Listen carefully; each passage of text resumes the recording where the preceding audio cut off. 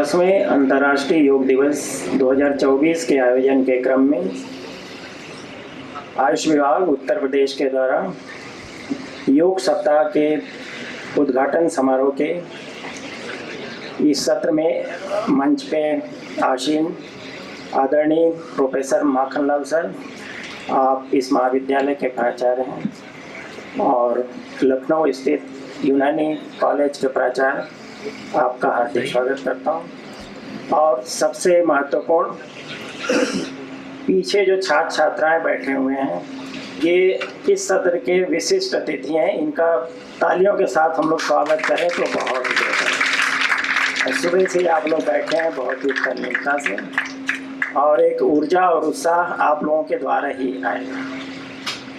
मैं आप लोगों के समक्ष समग्र स्वास्थ्य के विकास में योग की क्या भूमिका हो सकती है, इस पे मैं अपना विचार रखूंगा। सबसे पहले छोटी सी एक परिचर्चा करते हैं योग पे। देखिए, योग जीवन रूपांतरण का विषय है और दूसरे क्रम में इसके बारे में चर्चा किया जाए तो योग एक जीवन पथ है, क्योंकि योग दुनिया का एक ऐसा विषय है जो व्यक्ति के जीवन के हर एक पक्ष को स्पर्श करता है। जीवन का शारीरिक एस्पेक्ट हो या मानसिक एस्पेक्ट हो या सोशल एस्पेक्ट हो या स्पिरिचुअल एस्पेक्ट हो, भारतीय दर्शन का योग विषय जीवन के इस सारे एस्पेक्ट को स्पर्श करता है, उसको प्रभावित करता है। और इन सारे एस्पेक्ट को प्रभावित करने का योग का अपना अलग अलग उसके डायमेंशंस हैं, अलग अलग उसकी प्रविधियां हैं। और आप यूँ समझ लो कि योग एक अम्ब्रेला है और भारतीय दर्शन का आप अध्ययन करोगे तो यहाँ 47-48 तरह के योग के अलग अलग स्कूल्स हैं, संप्रदाय हैं। और 47-48 तरह के जो योग के संप्रदाय हैं, उन सारे योग की अलग अलग डेफिनेशन भी है, परिभाषा भी है। आजकल जो कंटेम्प्रेरी सोसाइटी में योग की जो अवधारणा प्रचलित है, वो विशेषकर हठ योग और घेरंड संहिता की अवधारणा हमारे आपके बीच में दिखाई देती है। तो मैं अपनी जो वार्ता रखूँगा आप लोगों के समक्ष, हठ योग और महर्षि पतंजलि का जो योग दर्शन है, उसको बेस बनाते हुए किस तरह से स्वास्थ्य को योग की प्रविधियां प्रभावित करती हैं, उसके बारे में चर्चा करेंगे। देखिए, योग मानता है कि स्वस्थ होने का मतलब ये है कि अपने आप में आप स्थित हो जाओ। मतलब शरीर, मन और आत्मा, इन तीनों में प्रॉपर कोऑर्डिनेशन या समुचित ढंग से सामंजस्य ही योग है, या दूसरे शब्दों में स्वास्थ्य है।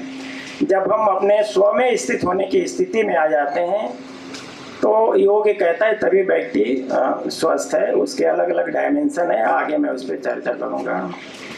विश्व स्वास्थ्य संगठन इसकी चर्चा करते हुए ये व्याख्या प्रस्तुत करता है। हालांकि विश्व स्वास्थ्य संगठन की परिभाषा में समय समय पे ढेर सारे परिवर्तन भी होते रहे हैं, तो उस पर चर्चा नहीं करनी है। विश्व स्वास्थ्य संगठन की जो स्वास्थ्य की परिभाषा है, उनकी धारणा ये है कि स्वस्थ होने का मतलब ये नहीं है कि व्यक्ति के अंदर कोई बीमारी न हो या कोई अपंगता न हो, बल्कि स्वस्थ होने का मतलब ये है कि व्यक्ति या व्यक्तियों का समूह शारीरिक, मानसिक, सामाजिक और आध्यात्मिक स्तर पर वेलबींग की कंडीशन में हो, तो उसी को स्वास्थ्य कहा जाता है।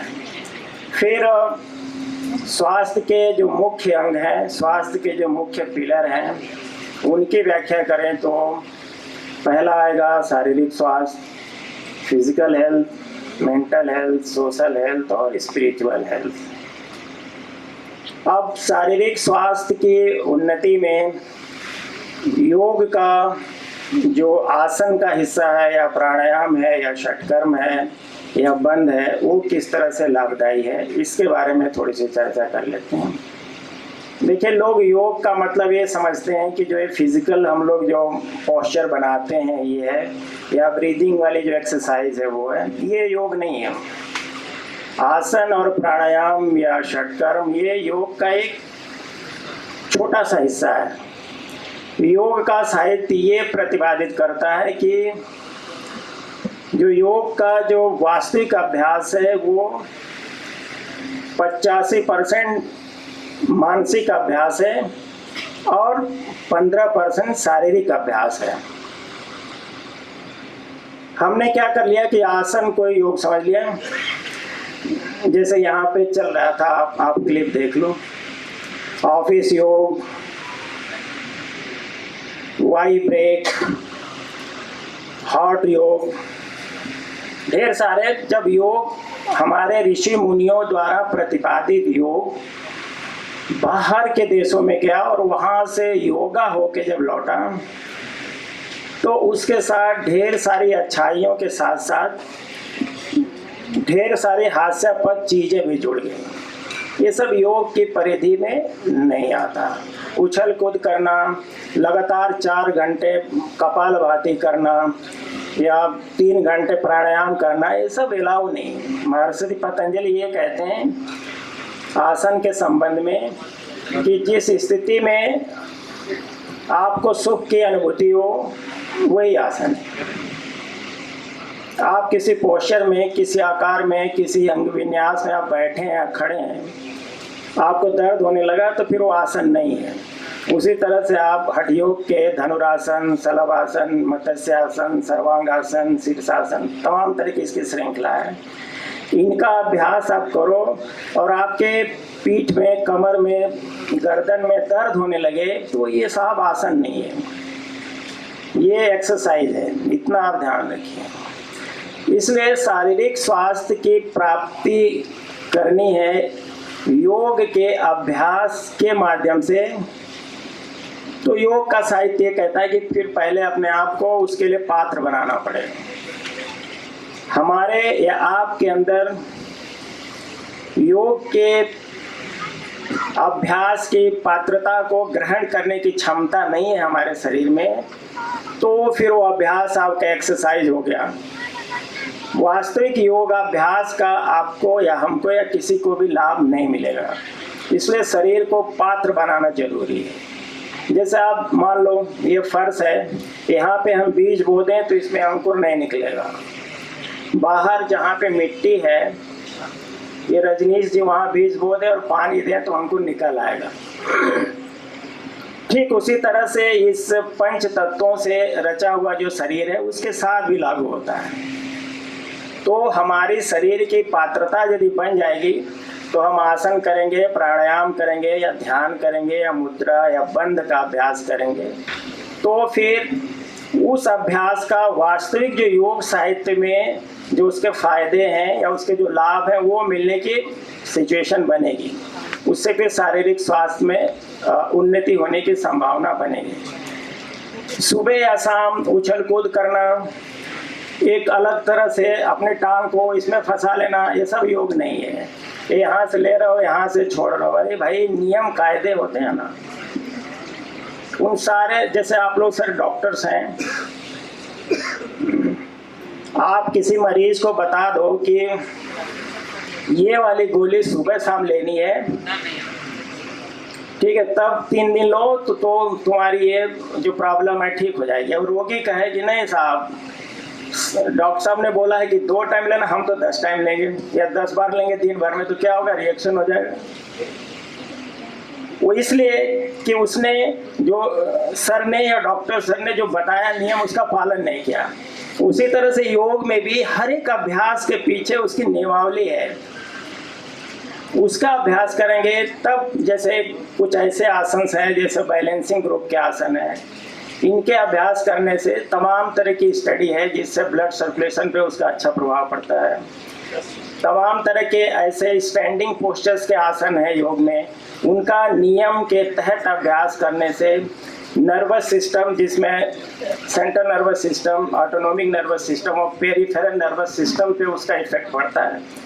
तमाम तरह के पेट पे प्रभाव डालने वाले आसन हैं जो डाइजेस्टिव सिस्टम को प्रभावित करते हैं। जैसे महत्वपूर्ण है वज्रासन है, पवन मुक्त आसन है, जानु शीर्षासन है, वो नौकासन है। इनका अभ्यास करने से पाचन तंत्र बेहतर बनता है विदाउट मेडिसिन। और आप सभी लोग जानते हैं पूरे शरीर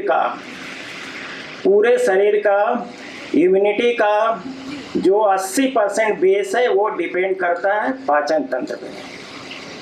तो जिसका डाइजेस्टिव सिस्टम अच्छा है तो आप समझो रोग प्रतिरोधक क्षमता तो 80% उसकी वजह से ही ठीक हो गई। 20% या और जितनी जरूरत उसका ही जुगाड़ करना है। मगर क्या है, आसनों का अभ्यास नियमावली के अनुसार आप करेंगे। तब आजकल क्या है, फैशन ये चला है कि साहब मैं सुबह 1 घंटे योगाभ्यास करता हूँ। तो ऐसा नहीं कि आप योगासन 8 बजे कभी करो, कभी 10 बजे करो। मेरे को समय नहीं मिला सुबह, मैंने शाम को कर लिया। इसका एक बायोलॉजिकल क्लॉक के साथ इसकी एक नियमावली है। आप सुबह जो प्राचीन नियम है ब्रह्म मुहूर्त का है, मगर अब समय परिस्थितियां बदल गई।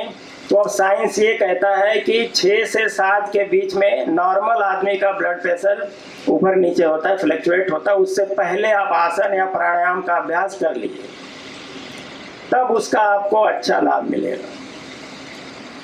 और दुनिया का सबसे सुखी व्यक्ति कौन है जानते हैं आप लोग? तो जानते होंगे। जिसका पेट ठीक रहता है वो दुनिया का बहुत ही बेहतरीन सुखी व्यक्ति है। डाइजेस्टिव सिस्टम शरीर का फंक्शनल यूनिट है, उस पर ढेर सारा इस पंच तत्वों से बने हुए शरीर की और फंक्शनिंग प्रभावित होती है। इसके अलावा ग्लैंडुलर ग्रुप के आसन हैं जो एंडोक्राइन ग्लैंड्स के सिक्रेशंस पर उनका प्रभाव पड़ता है। उनका अभ्यास करेंगे तो जो हार्मोन्स का सिक्रेशन है यदि इम्बैलेंस है या असंतुलित है तो उसको बेहतर करने में स्वाभाविक ढंग से शरीर को सहायता मिलती है। तो इस तरह से और ढेर सारे जो हठ योग के जो आसन हैं, महर्षि पतंजलि ने तो कोई आसन बताया नहीं। तो हठ योग और घिरण संहिता में तमाम तरह के आसन है, जिसमें स्टैंडिंग ग्रुप के आसन है, सिटिंग ग्रुप के आसन है, प्रोन है, सुपाइन है। इन सब का अभ्यास किसी विशेषज्ञ की देखरेख में करेंगे तो शरीर का शारीरिक स्वास्थ्य बेहतर बना रहेगा। एक और मैं बताऊं, लोग शारीरिक स्वास्थ्य की तलाश में, आप देखो लखनऊ शहर या किसी भी शहर का कोई भी पार्क छूटा नहीं होगा। पार्क के किसी कोने में कोई योगाचार्य यहाँ बैठे हैं, 10-20 लोग वहाँ कर रहे हैं आसन। इस चीज को भी हतोत्साहित करना चाहिए। अब आप पूछोगे क्यों? सामूहिक ढंग से आसनों का अभ्यास या प्राणायामों का अभ्यास कतई कभी भी नहीं न करना चाहिए ना कराना चाहिए। उसके पीछे रहस्य ये है कि सपोज कर लो यहाँ पे मैं कोई आसन कराता हूँ और आप लोग मान लो कर रहे हो, 2 मिनट के लिए समझ लीजिए। तो यहाँ हॉल में बैठे हुए लोग, कुछ ऐसे लोग हैं जिनको कोई बीमारी नहीं होगी, कुछ ऐसे लोग होंगे जिनको किसी को हार्ट की बीमारी होगी, कुछ लोगों को लंग्स की बीमारी हो सकती है, किसी का घुटना ही नहीं मुड़ता है, किसी का पेट आगे है, किसी को कोलाइटिस हो सकता है, किसी को डायबिटीज हो सकता है। तीसरा, इस हॉल में बैठे हुए लोगों में कोई 25 साल का है, कोई 60 साल का है, कोई 45 का है, कोई 35 का है। चौथा, सबके जो शरीर का वजन है वो भी अलग अलग। तो कहना मैं ये चाहता था कि जो अभ्यास करने वाले लोग हैं उनकी शारीरिक क्षमता, रोग का स्तर, हेल्थ का स्टेटस अलग अलग है। तो एक ही अभ्यास सबको कैसे सूट करेगा? ऐसा संभव नहीं है। इसलिए सामूहिक ढंग से इसके अभ्यास को तब करने की जरूरत है जो 10 लोग यदि कर रहे हैं एक साथ या 100 लोग कर रहे हैं, सभी लोग स्वस्थ हैं, फिट हैं, तब तो उस आसन का बेहतर लाभ मिलेगा। और यदि उन 100 लोगों में अलग अलग बीमारी वाले हैं, बुजुर्ग हैं, बूढ़े हैं, बच्चे हैं, जैसे बुजुर्गों की मांसपेशियों की फ्लेक्सिबिलिटी, जॉइंट्स के लेवल, बीमारी का है या नहीं, 40-45 साल के बाद तो आज के समय में कई तरह की बीमारी हो जाती है। तो एक 15 साल के बच्चे की शरीर की फ्लेक्सिबिलिटी और उसके ऑर्गन्स की जो अवस्था और एक 80 साल के बुजुर्ग या 75 साल के बुजुर्ग की शारीरिक अवस्था अलग अलग होगी कि नहीं। मगर बच्चा भी वही कर रहा है टीवी देख के या कहीं ग्रुप में, और बुजुर्ग भी वही कर रहा है, तो ढेर सारे इससे सोसाइटी को नुकसान भी हो रहा है। इसलिए योग का साहित्य ये कहता है कि योग का अभ्यास व्यक्तिगत है और लाभ सार्वजनिक है। तो ये सब शारीरिक स्वास्थ्य या फलाना बीमारी इससे ठीक हो जाती है, इसकी तलाश में हम यदि योगासनों को अपना रहे हैं या प्राणायामों को अपना रहे हैं तो ये सावधानियां करनी जरूरी है। जैसे ये सर बैठे हैं और सर आप बैठे हैं, तो वजन उठाने की भी तो अलग अलग क्षमता होगी। कोई 50 किलो उठा लेगा, कोई 70 किलो उठाने में दिक्कत होगा। वो इसलिए कि हमारी सबकी शारीरिक क्षमता अलग अलग है। तो जिस रोगी की या जिस व्यक्ति की जिस तरह की शारीरिक क्षमता है उसी के अनुसार फिर आसनों का और प्राणायामों का चुनाव होना चाहिए, तब उससे शारीरिक स्वास्थ्य की उन्नति की आशा की जा सकती है और शरीर में एक रिद्म पैदा किया जा सकता है। अन्यथा नुकसान होने की ढेर सारे तमाम तरह के ऐसे केसेस हैं जिससे नुकसान होने की भी संभावना बनी रहती है। और आप ये मान के चलो, आप कभी इस भ्रम में ना रहें कि आसन तो साहब इसमें कोई मेडिसिन नहीं है, प्राणायाम करें कोई मेडिसिन नुकसान नहीं करेगा। दुनिया की कोई भी एक्सरसाइज या दवाई या कोई भी वस्तु जो नुकसान नहीं करेगी दुनिया में कभी वो फायदा नहीं करेगी, बस डोज का सवाल होता है। सर आप लोग जो छोटी दवाएं लिखते हैं, बस मुझे नाम नहीं ज़्यादा पता, मैं तो योग का विद्यार्थी हूँ। कोई मरीज ज़्यादा खा लेता है तो उसको विष जैसा काम कर लिया, और कोई आपके बताई हुई मात्रा के अनुसार खाता है उसको रोग में ठीक होता है। उसी तरह आसनों में है, यदि आपने अपनी शारीरिक क्षमता का आभास नहीं किया, उसके विपरीत आपने कर लिया। तमाम तरह के प्राणायाम हैं जो कफ को बढ़ाते हैं, और ऐसे रोगी जो कफ प्रकृति के हैं उन्होंने वो प्राणायाम कर लिया तो उनका तो बढ़ गया ना सर। तो विशेषज्ञता के साथ और शारीरिक क्षमता के साथ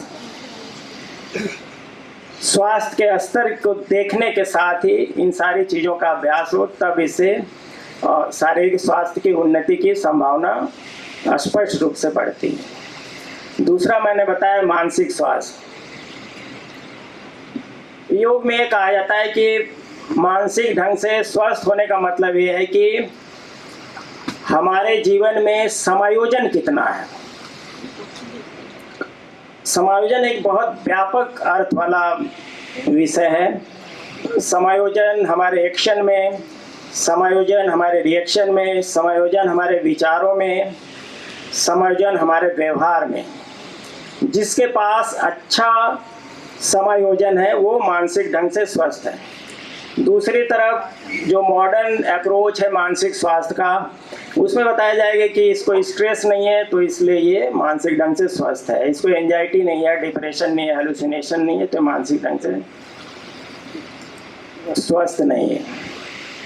तो यहाँ पे क्या है, समायोजन विकसित करने की आवश्यकता होती है। तो अष्टांग योग का यम और नियम ये सोशल और इंडिविजुअल कंडक्ट है। मानसिक स्तर पे विकसित होने के लिए, मेंटल फैकल्टी को विकसित करने के लिए उन अभ्यासों को परफॉर्म करने की, अपने अंदर आत्मसात करने की व्यवस्था योग में की गई है। इसके अलावा आजकल ये चलन है कि साहब इनको एंजाइटी है, डिप्रेशन है, हेलुसिनेशन है तो मेडिटेशन करो, ऐसे ही तो चल रहा है, या मेडिटेटिव अभ्यास करो। मैं कहता हूँ जिसको डिप्रेशन है, हेलुसिनेशन है, मैं नहीं कहता हूँ, साहित्य कहता है योग का, वो कैसे ध्यान करेगा? उसके लिए तो मानसिक या मन की स्थिति चाहिए ना अच्छी। ये इसलिए सब सारी चीजें आ गई कि योग यहाँ का बाहर जाके योगा बन के जब निकल के आया तो ये सब चीजें हम लोगों ने अडॉप्ट कर ली। तो योग में क्या है, यहाँ पे मन पे नियंत्रण की विधि का अभ्यास किया जाता है, निरंतर अभ्यास किया जाता है। और मन बहुत ही चंचल है, जल्दी कंट्रोल में नहीं आता। जैसे मैं आपको एक एग्जांपल दूं, आजकल क्या है, लोग खड़े खड़े मेडिटेशन कर रहे हैं। कुछ लोग तो हम ही लोग के स्टूडेंट हैं जो ऑनलाइन मेडिटेशन क्लास चलाते हैं। अभी हो सकता है इस हॉल में भी खड़े होकर कोई करा दे मेडिटेशन। देखिए, किसी ध्यान मुद्रा या ज्ञान मुद्रा में बैठ जाए, आंख बंद हो जाए, ये साहब मेडिटेशन नहीं। मान लो रजनीश हैं, यहाँ बैठ जाए ध्यान में और इनका मन चला गया इनके घर, तो कहाँ हो गया ये मेडिटेशन? मेडिटेशन तो समाधि से थोड़े से पहले की स्थिति है। और समाधि का मतलब हो गया ध्येय और ध्याता दोनों एकाकार हो गया। तो यहाँ बैठ के कहाँ हो पाएगा? तो क्या करते हैं, मानसिक ढंग से बेहतर बनने के लिए महर्षि पतंजलि ने मूढ़ावस्था, विक्षिप्तावस्था, निरुद्धावस्था, ये सब व्याख्याएं की हैं। अभी उचित नहीं इसके बारे में बताने की। तो मन पे नियंत्रण करना आवश्यक होता है, वहीं से फिर मानसिक स्तर के स्वास्थ्य के विकसित होने का आधार बनता है। और मन के स्वभाव के बारे में एक चित्र आपके सामने प्रस्तुत करता हूँ। देखिए, मन किस तरह से चंचल है और किस तरह से चीज़ों का चुनाव करता है यदि मन को हमने प्रशिक्षित नहीं किया हुआ है तो। आप सपोज कर लो कि ये राम किशोर जी हैं, ये 10,000 रुपये किलो वाली मिठाई ला के रख दें खुले में, ठीक है सर, तो 10-20 मिनट बाद उसमें मक्खी आगे बढ़ जाएंगी। प्रैक्टिकल करके देखिए। फिर उनके बगल में रजनीश बैठे हैं, उसी महंगी मिठाई के बगल में 5 रुपये किलो वाला सड़ा आम ला के रख दें, तो जो मक्खी अच्छी चीज़ जो बैठी थी तुरंत उड़ के 5 रुपये वाले आम पे बैठ जाएगी। हम लोग अपने डेली लाइफ में भी तो महसूस करते हैं। तो क्या है, मानसिक स्वास्थ्य को प्राप्त करने के लिए फिर मन का प्रशिक्षण, मन का अभ्यास, मन पे कंट्रोल करने की जो धारणा है वो करना जरूरी है। और उसके लिए हम लोग क्या करते हैं, आजकल का जो चला हुआ है, ध्यान कराते हैं, धारणा कराते हैं, इसमें कोई लाभ नहीं मिलेगा मन पे नियंत्रण का यदि योग्यता आपने नहीं डेवलप की है। तो सबसे पहले आहार शुद्धि, विचार शुद्धि, योगिक काउंसलिंग में फिर आइए। फिर ये सब धीरे धीरे आप अभ्यास करोगे तो फिर मानसिक स्तर को विकसित होने में आसानी होगी। देखिए, योग कोई बहुत ही सतही विषय नहीं है, निरंतर इसमें अभ्यास करने की आवश्यकता है। महाभारत काल में आप चले जाओ, अर्जुन को भगवान खुद योग का उपदेश दे रहे थे, मगर अर्जुन को भी समझ में नहीं आ रहा था और ढेर सारी चीज़ें बहुत बाद में समझ आई। तो हम लोग तो साधारण ह्यूमन बीइंग हैं, तो लगातार समझ लेना और लगातार उसको अप्लाई कर लेना संभव नहीं है, तो एक लंबा उसके लिए समय लगता है। और योग के जो अभ्यास हैं, विशेषकर आसनों के या मेडिटेटिव पोस्चर्स के जो अभ्यास हैं, उनसे साइंस ने ये फाइंड आउट किया है कि जो शरीर में आनंद उत्पन्न करने वाले जो हार्मोन्स हैं, जैसे फॉर एग्जांपल सेरोटोनिन, डोपामाइन, इनका सिक्रेशन अच्छा होता है तमाम तरह के ध्यानात्मक अभ्यास करने से, जैसे पद्मासन हो गया और सिद्धासन हो गया, इसके करने से।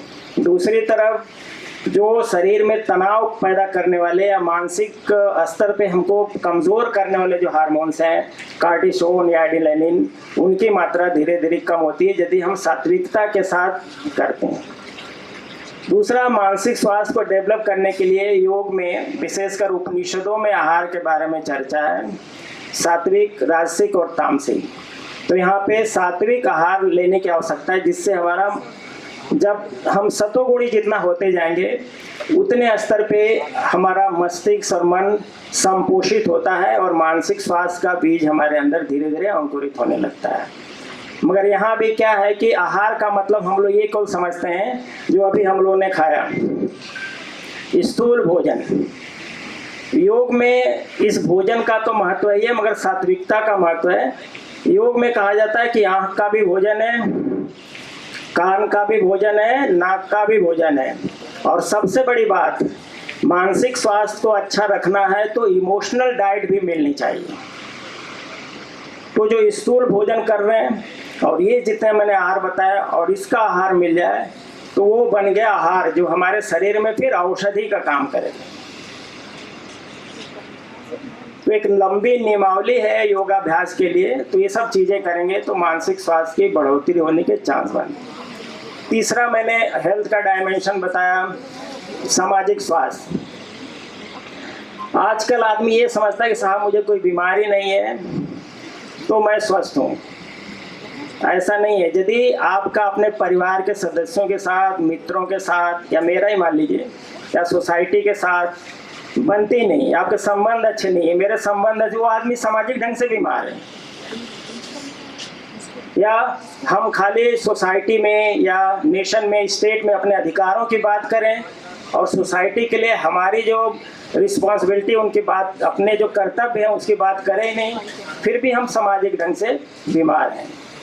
तो इसके लिए महर्षि पतंजलि का जो अष्टांग योग का जो यम का जो अभ्यास है, उस अभ्यास के फिर व्यक्ति अपने आप को पहचानने और महसूस करने की क्षमता विकसित करने लगता है।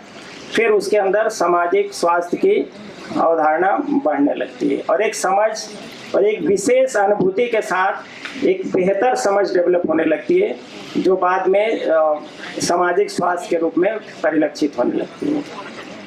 चौथा मैंने महत्वपूर्ण पिलर बताया, आध्यात्मिक स्वास्थ्य।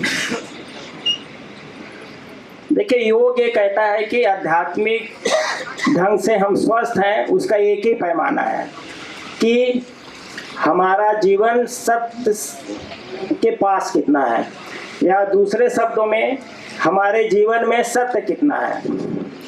अपनी ड्यूटी के प्रति, अपने कर्तव्यों के प्रति, अपने रहन सहन, बात विचार, उसमें कितना सत्य है, वो सत्य ही निर्धारित करता है कि हम कितने आध्यात्मिक हैं, कितने स्पिरिचुअल हैं। देखिए साहब, ये होता है कि कुछ लोग होते हैं ना, कहते साहब मैं रोज मंदिर जाता हूँ। कुछ लोग बोलते हैं कि हम सुबह भी जाते हैं, शाम को भी जाते हैं। अभी इसमें बड़ा मंगल चल रहा है ना, कुछ लोग हर मंगलवार को बहुत बड़ा भंडारा कराते हैं। कुछ लोग विशेष प्रकार का वस्त्र पहनते हैं, कुछ लोग विशेष प्रकार का बाल और वो सब बड़ा बड़ा कर लेते हैं। ये अध्यात्म नहीं है। नो डाउट किसी देव स्थान पे आप जाएं तो अध्यात्म के मार्ग पे चलने की एक अच्छी प्रेरणा मिलती है, मगर हम वहीं पर रुक जाते हैं। मान लो कोई व्यक्ति, जैसे किसी दफ्तर का एग्जाम्पल आप ले लीजिए, मैंने तमाम लोगों को देखा अपनी टेबल पे बढ़िया शीशे के अंदर सारे भगवान की फोटो और पीछे भी लगी हुई। 10 बजे आए, प्रणाम किया सब, फिर उधर किया और दिन भर ये चलता रहा।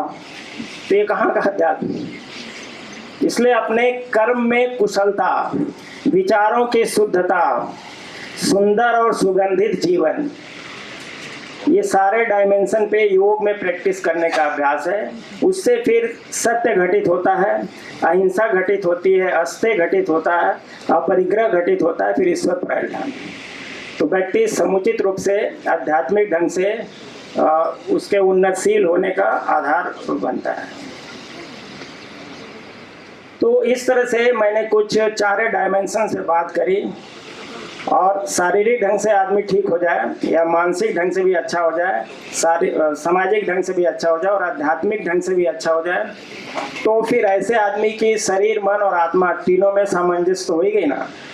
तो योग में इसी को बोला जाता है हॉलिस्टिक हेल्थ, समग्र स्वास्थ्य। समग्र स्वास्थ्य एक बड़े डायमेंशन में इसकी विवेचना होती है, और योग के जो विभिन्न प्रकार के अभ्यास हैं उसके नियम पूर्वक अभ्यास करने से व्यक्ति अपने जीवन में ही स्वस्थ, सफल और सुंदर बनता है। इन्हीं शब्दों के साथ आप लोगों को बहुत बहुत धन्यवाद देते हुए और प्रमुख सचिव मैडम को और मिशन निदेशक सर को धन्यवाद देते हुए मैं अपनी बात समाप्त करता हूं कि आप लोगों ने मुझे आपके मध्य विचार प्रकट करने का अवसर प्रदान किया। बहुत बहुत धन्यवाद।